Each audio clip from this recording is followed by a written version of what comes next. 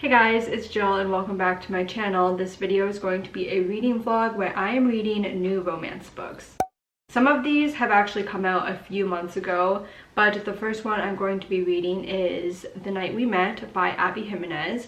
And then we're going to get into Love Song by, who's that by? Elle, of course. And then lastly, we're going to read In Her Own League by Liz Tomforde. And before I discuss too much, this video will contain spoilers just as a warning. And I've actually already started the first book, and I'm 33% of the way into it. I've been listening to it on Spotify, and it's interesting because the narration on this one goes back and forth between the male and female narrator, which I feel like I haven't heard before. We have our FMC, her name is Larissa, the MMC is Chris, and we're gonna be getting into a messy situation with this because Larissa is currently dating Chris's best friend, who he's been best friends with him since childhood. He basically grew up with his family. He would always go over to Chris's house and have dinners and things like that. They have a whole friend group where they're all really tight, these guys. So I'm anticipating that this is really going to be impacting the friendship because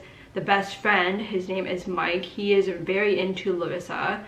Even though he doesn't really know her, honestly. Maybe it's just that it's infatuation, but he has already said I love you to her, and I think they've been together for 3 or 4 months at this point. Larissa's mom is sick and needed surgery at the start of this, and she can't afford the medical bills, but she's also in a lot of debt because her dad had been opening fraudulent accounts under her name and has just been maxing out credit cards.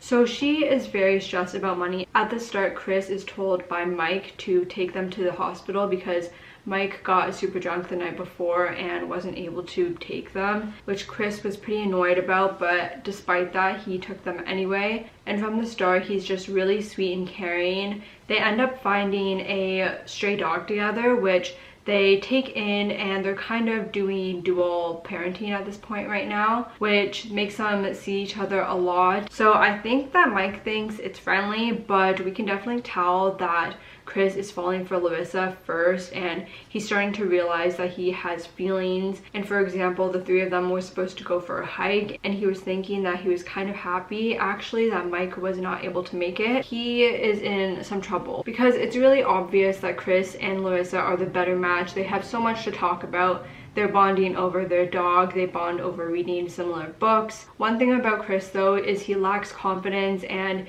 there was a part where he talks about how his friend Mike is just the more charming one, the better looking one, the more athletic one, and I feel like he would be a lot more appealing if he had just a little bit more confidence. He's pretty smart, he is a pharmacist, and so far I haven't seen any red flags that he has. I think what will end up happening is that Mike realizes that him and Larissa are not a good match, and he will give the okay for them two, Chris and Larissa, to be together, even though personally I feel like if that actually happened, the friendship would be over, which would be such a shame because they've been friends literally since they were little kids. But I have a feeling that in order to mitigate that destruction of the friendship, they will have it so that Mike approves. Right now with Larissa, she is truly so clueless with how Mike actually is, and she thinks he's successful, she thinks he's just the greatest. Meanwhile, he doesn't have a full-time job, he's really struggling, he pretends like he can afford things that he can't. And where I just left off, Larissa's mom was being so presumptuous because she wanted to go out to a nice dinner, which we know that Mike has some money problems, but he pretends that it's no big deal and that's fine anyways. And I was like super off put by her mom being like, well, I want like a Wagyu beef burger or something. And I'm like, can you just be a little bit less greedy? Or I don't know exactly what the word is. But yeah, that is where I just left off. And I feel like when Larissa finds out that he's basically been lying this whole time about his success as well as other things, she is also going to be really turned off of him, which is probably going to lead her more towards Chris. So that is what's going on with the book now, and I'll give you guys another update once I'm about 60% of the way through. Okay, we're getting into some dangerous territory here. I ended the last clip off with the mom wanting to go to a restaurant, and it turns out she literally got like the most expensive steak, She got 2 desserts. I just can't believe how rude she is. It's just really bothersome.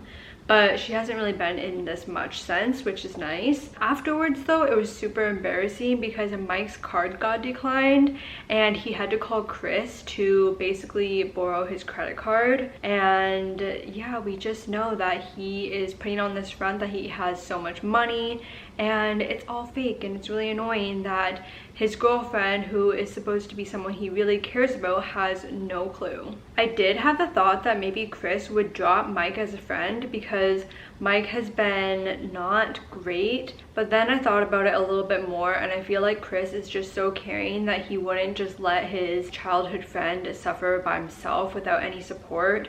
So I don't think that anymore. Larissa was definitely starting to get the ick from Mike. They went to Mike's cottage, which Mike went there first, and she was driving down with Chris. She had a wonderful time driving with him, and it's interesting because the way she described driving home with Mike, she was like, I feel like I'm just going to be trapped in the car. Sorry, the exact words were being stuck in the car with him. Like, girl, you just need to dump him because clearly you just don't like his presence very much. But when they got to this cottage, Chris, who is just like attentive king, he went to the kitchen to make sure all of the nuts were thrown out, which he did ask Mike to do, and guess what? He didn't do it. So Chris did that. Larissa finds out that he does that and is very grateful for him. I just said that the mom wasn't in this last section too much, but she actually has another thing that she did which was super annoying, and she tells Larissa that her boyfriend is going to be moving in with her and Larissa, and then Larissa is like, I don't want him to be in my space, in our space. And then the mom was saying how she should be paying for her own place and moving out anyways, and like, why can't you save up? Like, you have these many jobs and you still can't move out from living with your mom, which doesn't make any sense because her mom knows the situation and her finances and the stuff with her dad. The way that Mike is just so completely different from Chris. Mike, as we know, is pretending to be this big shot. He literally says to Larissa that she should move in with him so that she doesn't have to work anymore and he could just provide. And I'm thinking, provide with what? Because you barely work and aren't really actively searching for work, so I don't really understand that. But he's talking so much, saying Larissa doesn't need to work as much if they move in together. And then meanwhile, there's Chris, who knows Larissa's ambitions and is supporting her to be able to achieve those. And it's just so much better with Chris. It's so obvious. And finally, Larissa and Chris are both realizing and kind of accepting, not saying it out loud, but internally accepting that they have feelings for one another. And of course, Chris, being who he is, he feels so guilty because it's his best friend's girlfriend. And Larissa is also pretty confused because she's like, I am happy in this relationship, but also there's something else that I think could be maybe better. So it's just going to be a complete mess, I'm predicting, for this final third of the book. I found out that the reason Chris is so attentive with the people that he currently has in his life is because of what happened when his mom died. He felt like he was partially responsible, or that he should have noticed how sick his mom truly was, because she was an alcoholic who died from a liver failure, and he had no idea that she was even an alcoholic. So I feel like he just really carries that guilt with him. They're both kind of perseverating over the fact that the night they met, which they do mention the title of the book, maybe slightly excessively, but they keep thinking about how if they interacted more during this night, then maybe things would have been different and they would have been together instead of Larissa being with Mike. Because despite showing it, Chris was actually quite interested in Larissa that first night, but she ended up getting a ride home with Mike. They developed their relationship and blah blah blah. Whereas Larissa kind of thought he was a little bit standoffish and uninterested in her, so that's why she didn't really put in much effort to talk to him that night. And I just left off with Mike telling Chris that he thinks that he's going to marry Larissa, and he also tells Chris that Larissa is going to be moving in with him, which Chris is not very happy to hear. And I really just think that Larissa needs to do some self-reflection and realize that she is not going to be happy being with Mike, and that Chris is obviously the better candidate in terms of suitors. But I don't know, I'm worried for this last part because I just don't see how they can remain friends. So I'll continue listening and find out very soon. I saw some bad reviews about it, people saying they were disappointed, but so far I've been feeling like it has that classic Abby Jimenez charm, and there's so much yearning, the two of them, and then there's also that emotional, serious side. And also, even though he's kind of the antagonist in this, Mike, he's also dealing with kind of an alcohol problem. I don't think they say alcoholic, but he has a problem with alcohol, I suppose is the wording that you could use. But yeah, I'm looking forward to finishing this, and I have pretty high hopes. This morning I finished listening to it The Night We Met, and what ended up happening is that Chris started to pull away from Larissa, and he actually got a girlfriend, which was interesting because it was very obvious that he still had feelings for Larissa. They end up going back to Mike's cottage, which is where everything bad happens. Basically, Larissa and Chris are in awful moods because she's upset that he got a girlfriend, and he's upset because he has this girl with him, but he still has feelings for Larissa. Then Mike is acting a fool as usual. He was eating stuff that contained nuts, and then he tried to kiss her, which caused Larissa to have an allergic reaction. I did feel like Heather would have gotten more involved in helping her because she's a doctor, but anyways, it was Chris that ended up helping her with the EpiPen and everything. But even before this cottage, Larissa was pretty upset with Mike because Mike had another episode with alcohol the night prior, or a few nights before they left, and he is like left incoherent on the floor where he passed out and just doesn't really mention it afterwards to Larissa. So he was already on thin ice with her when she got to the cottage. I felt really bad for Heather because she is just an innocent person that got involved in this dumpster fire, and we don't really find out how she reacts to the whole situation, or even if she knows that Larissa and Chris are a thing. But why bring someone else hours away into a place where they don't really know any of these people when you know that this is not going to be serious? I thought that was not great of Chris to do, honestly. There was a moment where I did feel bad for Mike. It was when Larissa was confronting him about everything. He basically says to Larissa that he knows he's not good enough for her. I felt bad, but at the same time, Larissa needs to listen to him, and she really needs to take what he says to heart and do what she has to do and break up with him. So that is what ends up happening. He just crashes out, and it is awful. He's begging her to stay with him, and she refuses. Chris ends up beating him up because he's just so mad at Mike for putting Larissa in harm's way with the whole allergy thing.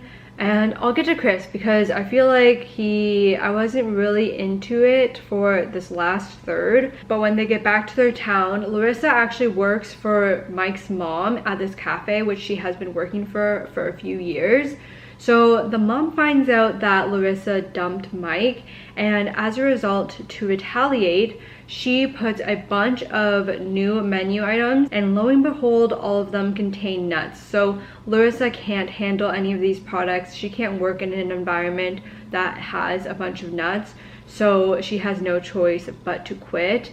And that mom was just awful. I felt so bad for Larissa during that moment, and you could just see how she was so defeated, and it was just really sad to read about. Mike had no idea about this, by the way. The mom acted on her own, so that is definitely on her. But it was just really sad because then Larissa was freaking out because she had no way to gain money, and of course Chris is here to save the day. He lets her live with him for a while, and this is when I get into my issues with Chris. I just feel like I really like Chris. I think he is a good, nice person, but he is so overbearing that it is borderline difficult to listen to sometimes. Like, he wouldn't let her drive the car for some reason, which she mentioned at the end of the book, and I don't remember the reasoning why. Was it that the tires were unsafe or something? And I'm just like, you are being a little bit overbearing, and I think you need to tone it down a bit, because it's one thing to be protective of your significant other, but I feel like took it to another level where it was just a little bit too much, in my opinion. And after everything that happened with Larissa and Mike, Chris has no interest in reconciling the relationship, which I feel like was definitely a shame, and it doesn't really make sense in my head. I am of the opinion that in this book, everyone basically sucks here, because Chris, you've been friends with Mike for 25 years. You're really going to ruin this relationship, this friendship over a girl that you've known for like 1 year, less than 1 year. I feel like it just doesn't really add up to me. He's literally thinking to himself that he doesn't need anyone else but Larissa. But I'm thinking, yeah, you do, bro. You need friends. You need other interests. You can't just have your whole life revolved around Larissa. That's just not a healthy thing to do. And I'm pretty sure I predicted this, but in the end, Mike comes to Chris and says that he understands why Chris and Larissa are together, and basically he approves of it and all is well. I feel like that was the best case scenario. They kind of leave it off that they will hang out at some point. Whether or not that'll happen, who knows. I'm giving this 3.75 stars though. I listened to it in a day and a half, so I feel like overall it was a pretty good read. And I'm going to get started on the next book, which is Love Song by Elle Kennedy. I did actually try to listen to In Her Own League by Liz Tomforde, but the male narrator, his vocal fry was kind of bothering me, so I'm just not going to listen to the next ones and read it on my Kindle instead, and then I'll update you guys once I've gotten a little bit into it.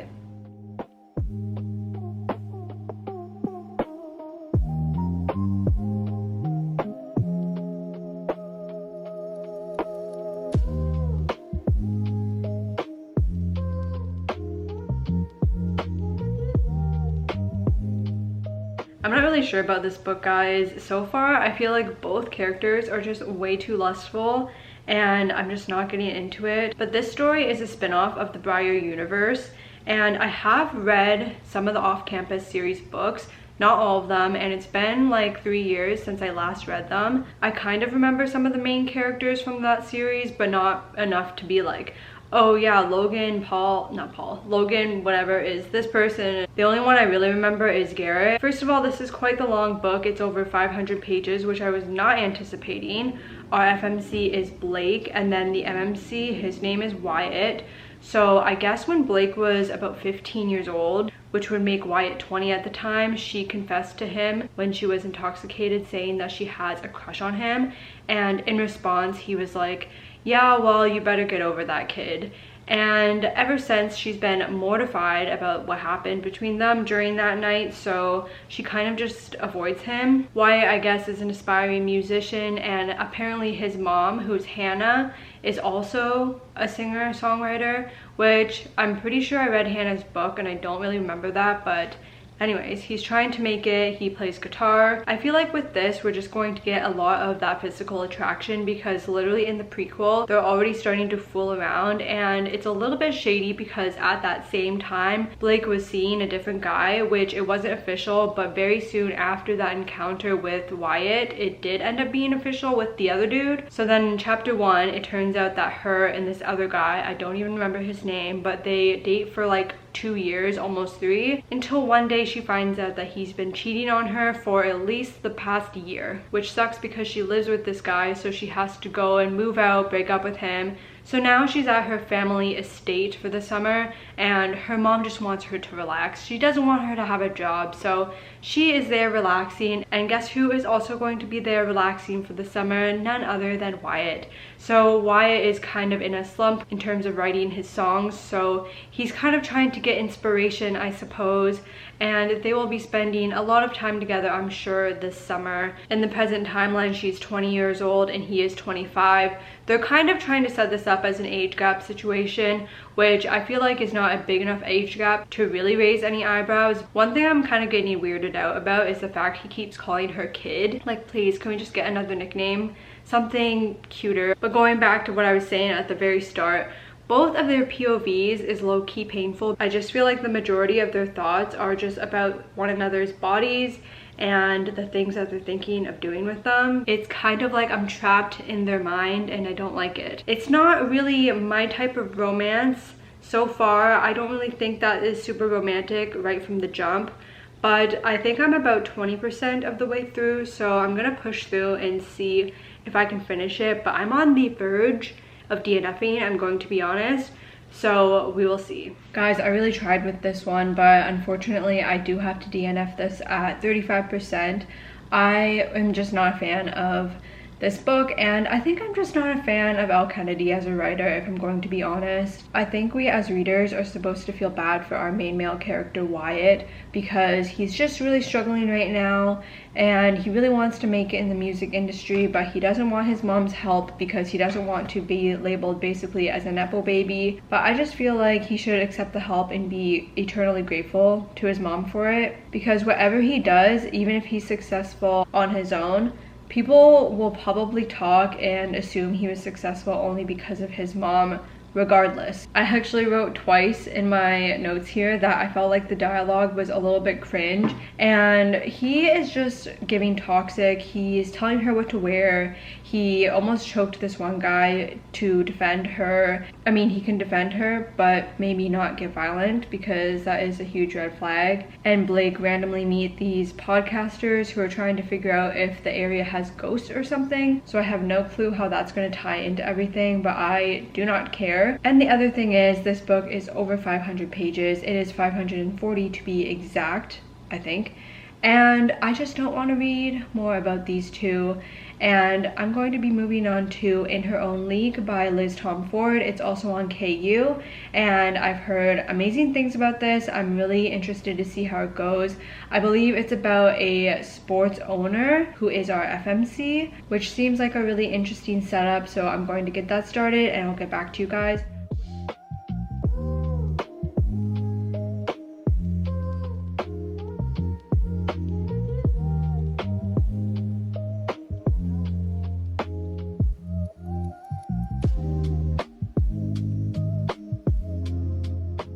I'm approximately 1/3 of the way through this book, and I am really enjoying this so far. We have our FMC, her name is Reese, and like I said before, she is the new owner of a baseball team. The team is called the Windy City Warriors.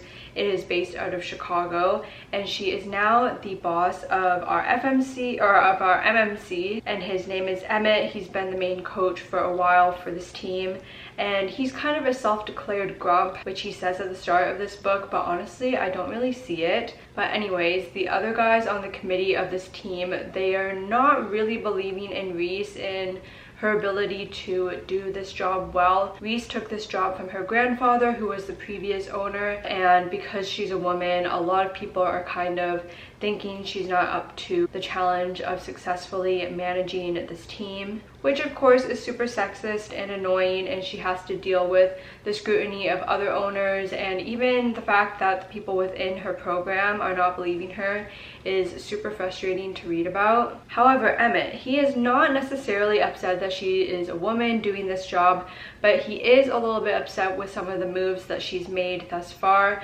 such as firing the video coach, I think it was, when I guess this guy, he was going to be a new father, which Emmett kind of says to her, and she doesn't really care. So she has a little bit of that ruthlessness in her, but I also understand from her perspective, because she's trying to cut funds because her grandfather kind of went overboard for the last few years.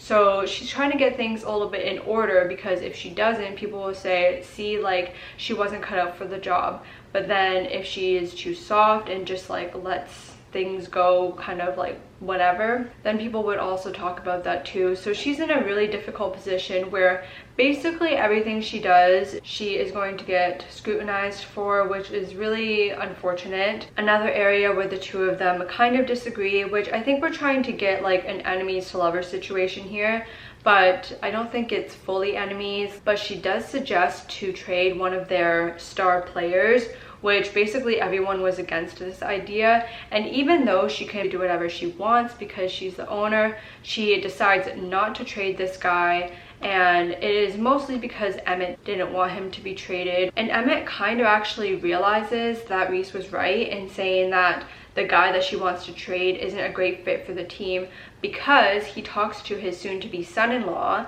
who's on the team, and his son-in-law says, yeah, like, people aren't super happy with this guy. Like, in terms of his personality, he may be a great baseball player, but his personality isn't really meshing with the other guys on the team. And Emmett is like, oh, so I guess Reese was right. They actually, the two of them, have to go to a press conference, which is held, I believe, by the commissioner of the whole baseball league or whatever. And this is where Emmett can see that she is quite uncomfortable because she's trying to put on a brave face for all these other men who are the owners, the managers, the coaches. You can tell that they're kind of trying to intimidate her. So Emmett sees this and he's pretty upset about it. There was one instance actually where Emmett does defend her, which was during a press conference, and one of the announcers or reporters, they were asking her just very inappropriate questions about her being the only woman owner, and he shut that down really quickly, which I loved to see. But a little bit passes, they go to this conference that's set up, and this is where they kind of open up to each other. Reese opens up to Emmett about the difficulties of being the only woman who owns a baseball team and how there's just so much on the line for her compared to when her grandfather was the owner. And he is so supportive and encouraging, and just based off of the way that Reese talks about the team, she's grown up with this team, and this is where he realizes that she really cares for the team and for this program in general. And it really isn't like she's just some random person who happened to get the job. And a little bit more about Emmett. He is a single father. He has been since he was around 24. And Reese, she is very independent and she has not been in a relationship for a while. She is actually divorced, and she doesn't really feel like she wants to get into another relationship anytime soon. They were kind of joking, kind of not, but they say to each other that they don't want to be friends, which is a little bit interesting because it sounds like an HR nightmare, I'm going to be honest. There was an issue with her room during the conference, so it turns out that she ends up sleeping in his room, and somebody saw her leave his room in the morning and went to Reddit to talk about this.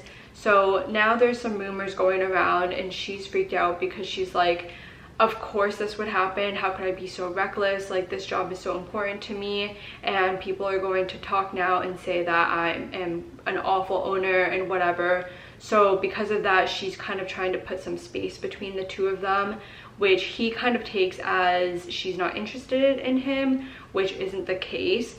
But also the night before, he said something along the lines of he couldn't move on after his last girlfriend passed away. So then she also thinks that he's not interested in her because of that statement, which again is not true.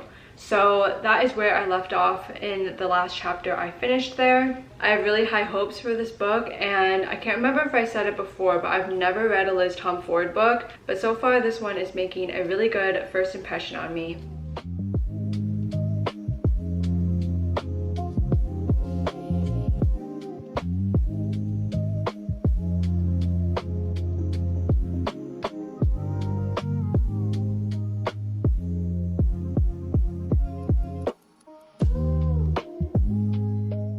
I'm 2/3 of the way through the book now, and I'm thoroughly enjoying this. I feel like this will be at least a 4-star read for me.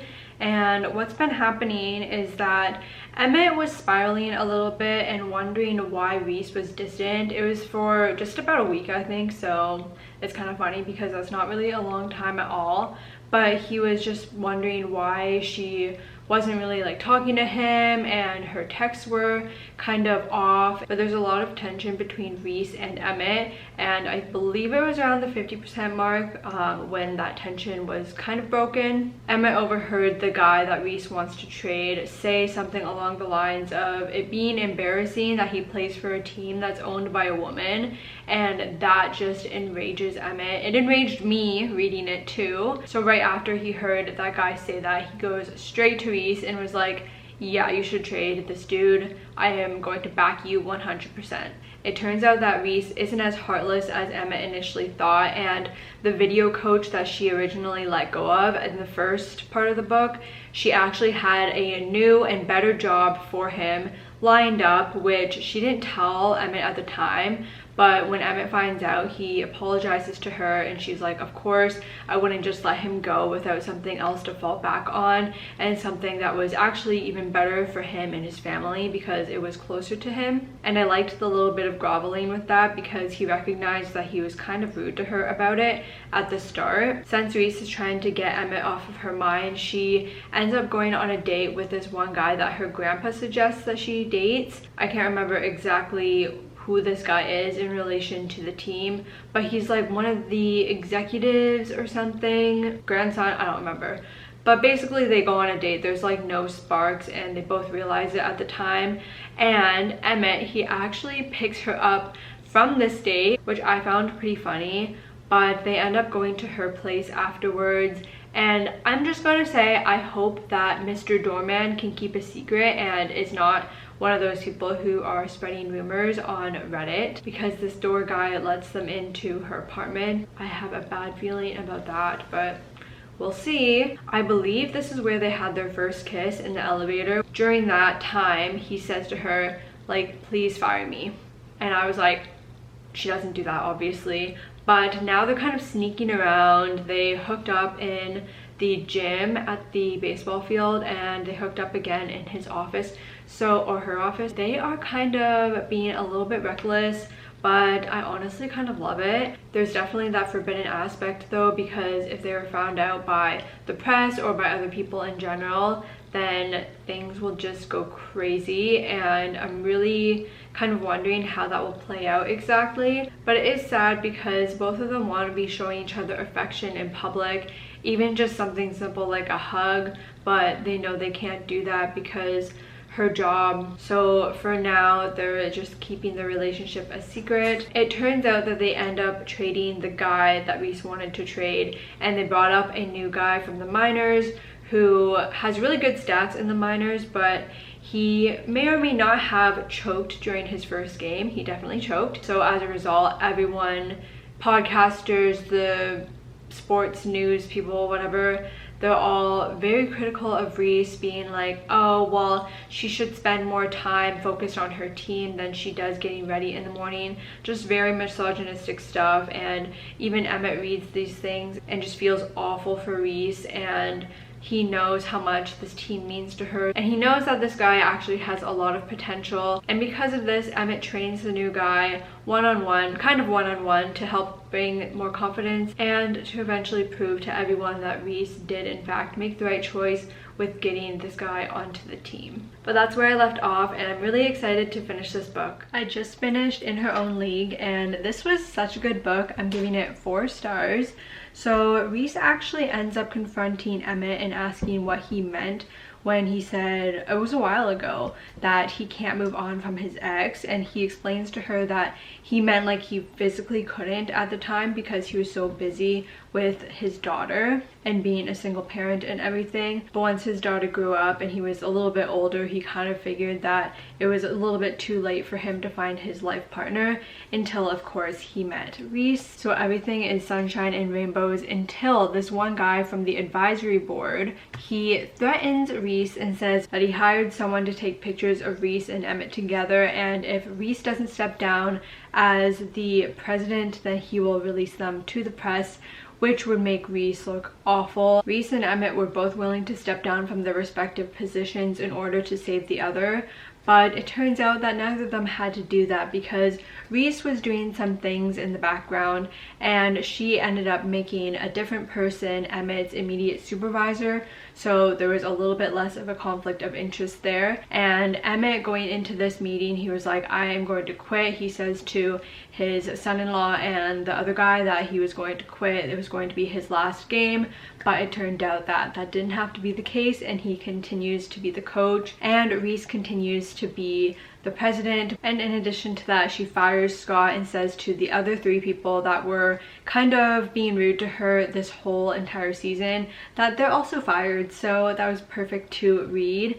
And she was such a baddie because she says to Scott, you know what, you can release the photos, I don't even care, and I know that I can face the repercussions, which the media did in fact have a lot to say about her, but luckily they were a united front, and even the players showed their support when reporters were being nosy and trying to ask about their relationship. It ended up kind of dying out, the fact that they were together, so that ended up working out. And then in the epilogue we have them winning the World Series the year afterwards, and after the win is when Emmett proposes to Reese, Actually, Reese kind of asked him first to marry her, and then it turns out coincidentally that he had a ring in his pocket, so that's when he does it. It was really cute and I thoroughly enjoyed it. Even though I DNF'd one of the books in this video, I feel like it was overall pretty successful because I got a 3.75 star book and then also a 4-star. Thank you guys so much for tuning in and watching this reading vlog. I'd really appreciate if you liked this video, commented down below, and subscribed if you want more content from me. And I'll see you guys in a new video next week. See ya!